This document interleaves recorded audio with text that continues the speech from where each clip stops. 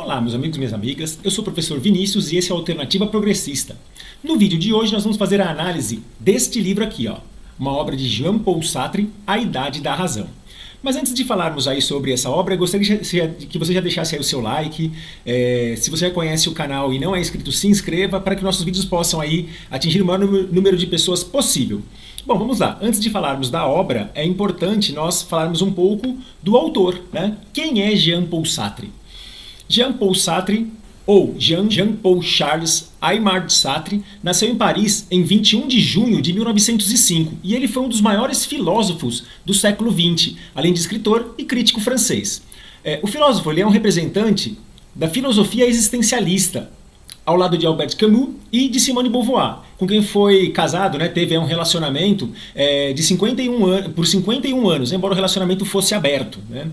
Bom, em suma, ele é um filósofo existencialista, mas o que é o existencialismo? É um existencialismo, assim, em rápidas palavras, né, assim, muito a grossíssimo modo. Ele é uma forma de investigação filosófica que explora os problemas da existência humana. O existencialismo, ele centra-se na experiência vivida do indivíduo, que pensa, que sente, que age. Bom, de acordo com a filosofia existencialista, o ponto de partida do indivíduo ele é chamado de angústia existencial, né? Uma sensação de pavor, é uma desorientação, é uma confusão ou ansiedade diante de um mundo que aparentemente ele não tem sentido, ele não faz sentido. Um mundo que apenas existe. Né? Bom, os pensadores existencialistas eles frequentemente exploram questões relacionadas ao significado e ao propósito do valor da existência humana. Então ele é uma filosofia mais centrada no indivíduo e na sua existência, aparentemente sem significado. O Jean-Paul Sartre ele era filho de Jean-Baptiste Marie Aymard Sartre e de Anne-Marie Schweitzer. O Sartre ele fica órfão muito cedo, né? Ele tem 1 ano e meio de idade quando ele acaba ficando órfão. E por conta disso, né, a sua mãe ela se muda, né, de Paris para a cidade de Meudon, próxima à capital, né? Mas aí eles passam a viver na casa dos seus avós maternos. Desde muito pequeno, desde muito cedo, Sartre ele lia já clássicos e se interessava por artes, especialmente o cinema, né? O que mais tarde levaria a escrever peças de teatro, né, e novelas. Com apenas 19 anos, o Sartre ingressa no curso de filosofia da École Normale Supérieure, né, a Escola Normal Superior, onde, né, lá ele conhece então a Simone de Beauvoir. E logo ele ganha uma bolsa de estudos, né, dado a sua capacidade técnica, né, de análise, ele acaba ganhando uma bolsa de estudos e ele acaba indo estudar francês na cidade de Berlim. E lá na cidade de Berlim ele acaba tendo contato com obras, né, de alguns autores, né, de alguns filósofos como Edmund Husserl, Martin Heidegger e Karl Jasper e Max Scheler, entre outros autores, entre outros filósofos alemães. Ele participa da Segunda Guerra Mundial, mas ele não vai para o campo de batalha, né? Ele participa como meteorologista e ele acaba sendo capturado e ficando preso no campo de concentração de Trier. Ele acaba sendo liberado, né? Ele acaba sendo libertado por motivo de doença. Bom, depois da guerra, ele acaba se centrando aí na ideologia socialista, né? Ele funda o grupo Socialismo e Liberdade e ele se filia ao Partido Comunista Francês, né? Onde ele participa de muitos movimentos sociais, inclusive ele participa, né, daquele grande movimento de 1968, né, em Paris. Em 1945, logo depois, né, da guerra, junto aos intelectuais Simone de Beauvoir, né, sua parceira, e Raymond Aron, ele fundou então a revista filosófica Tempos Modernos. Pelo fato de não aceitar prêmios individuais, né, de distinções oficiais, né, ele achava isso uma pura vaidade, o Sartre então ele se recusou a receber o Prêmio Nobel de Literatura quando foi, né, agraciado aí no ano de 1964. Ele faleceu no dia 15 de abril de 1980, com 75 anos, na sua cidade natal, em Paris. Né? E então, neste vídeo, nós vamos analisar esta obra, né, deste autor, né, de Jean-Paul Sartre, né, A Idade da Razão. E o que diz A Idade da Razão? Né? O título original, em francês, é L'Âge de la Raison, de L'Âge de Raison. Ele é um romance publicado no ano de 1945. Né? Ele é o primeiro volume de uma trilogia que é chamada de Caminhos da Liberdade. Em francês, Les Chemins de la Liberté. Desculpem o meu francês aí macarrônico. Não sei muito a pronúncia, não sei se essa é a pronúncia correta. Bom, esta edição que eu trago aqui, ele é traduzida por Sérgio Millier e ele foi publicado, né, nesta versão no ano de 2011. Ela é uma obra publicada aqui no Brasil pela editora Nova Fronteira.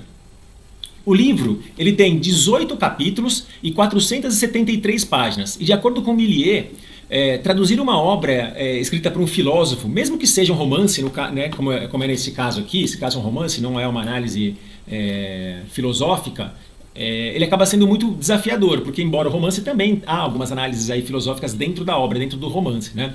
Ele é desafiador porque às vezes o autor ele utiliza uma linguagem que é um pouco diferente, ele utiliza algumas gírias também. O que diz o tradutor na tradução desse livro? Eu vou ler aqui para vocês. A tradução de um livro como este, escrito numa linguagem familiar, eivada de locuções populares e de gíria, exige do tradutor uma certa liberdade. Assim é que se usou diferentemente o você e o tu, ou melhor, mais a miúde o você com os pronomes da segunda pessoa. Por vezes, em certos trechos mais solenes ou trágicos, os verbos também foram postos na segunda pessoa.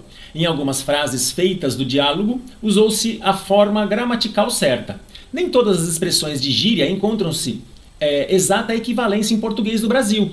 O tradutor fez o possível para manter-se fiel ao estilo do autor, correndo embora o risco das constantes repetições, coisa que Sartre não se preocupa em verdade. Então, assim, toda a obra traduzida ela traz aí, né, uma perda na análise semântica, né, e acaba sendo o caso desta obra aqui, né. Seria muito melhor que as pessoas entendessem o francês e lessem no francês, mas que não é o caso, inclusive não é o meu caso, né. Mas vamos ao enredo da obra. Este romance ele se passa na Paris boêmia dos anos 30 e ele gira em torno da vida de Mathieu. Mathieu ele é um professor de filosofia, é um bon vivant e ele divide o seu tempo entre as aulas, romances e a taberna. Mas nos últimos dias ele tem se centrado em procurar dinheiro para pagar um aborto para Marcelle, sua amante. As 473 páginas deste livro se passam em apenas 3 dias e neste rápido espaço temporal, vários personagens e suas ações são analisados. E as percepções e observações dos personagens recolhidas para dar ao leitor um retrato detalhado do personagem principal. A obra traz à tona a concepção existencialista satriana e o perfil psicológico dos personagens, tomando decisões importantes para suas próprias vidas. A obra demonstra ainda como a concepção de Sartre sobre liberdade está intrinsecamente ligada à existência humana, sendo o alvo final desta existência. Enquanto a obra progride, a narrativa do personagem principal da obra expõe conceitos de Sartre sobre o que significa ser livre e como se opera, né, como que a liberdade ela opera no âmbito da sociedade com esta filosofia, com a filosofia existencialista. Aos olhares contemporâneos, eu arrisco dizer que Mathieu ele apresenta uma personalidade egoísta e até certo ponto machista, né? No entanto, nós devemos considerar o contexto temporal e filosófico no qual a obra foi escrita. Esse romance ele é uma representação imaginária do trabalho filosófico principal do autor, né? O trabalho principal do autor, a obra mais conhecida do autor e a mais lida, ela é a obra chamada O Ser e o Nada, em que, né, a grossíssimo modo, o autor ele aponta que a liberdade suprema se alcança com o nada, ou mais precisamente sendo nada. Bom, para um leigo da filosofia sartriana como eu, né, este romance aqui, A Idade da Razão, ele acabou sendo uma leitura bastante desafiadora por vários sentidos, né? Em muitas situações eu precisei interromper a leitura para procurar referências, para contextualizar aquilo que ele estava dizendo, para tentar ambientar, né, a escrita aquilo que eu estava entendendo o que o autor queria dizer. No entanto, este movimento ele acabou fazendo com que eu visse esta obra com um olhar bastante reflexivo. E por isso, mesmo sendo uma leitura difícil como foi, eu recomendo essa obra porque assim nos faz pensar nesta questão mesmo do porquê estamos aqui, né? Qual que é o nosso objetivo aqui, será que temos um objetivo aqui? Né? Será que a nossa existência ela se encerra aqui? E muitas outras reflexões que o livro trouxe. Por isso que eu recomendo essa obra. Eu sou o professor Vinícius, muito obrigado por assistir esse vídeo até aqui. Não se esqueça de deixar o like se gostou do vídeo, se não gostou, deixe o dislike. Inscreva-se no canal e até a próxima. Tchau!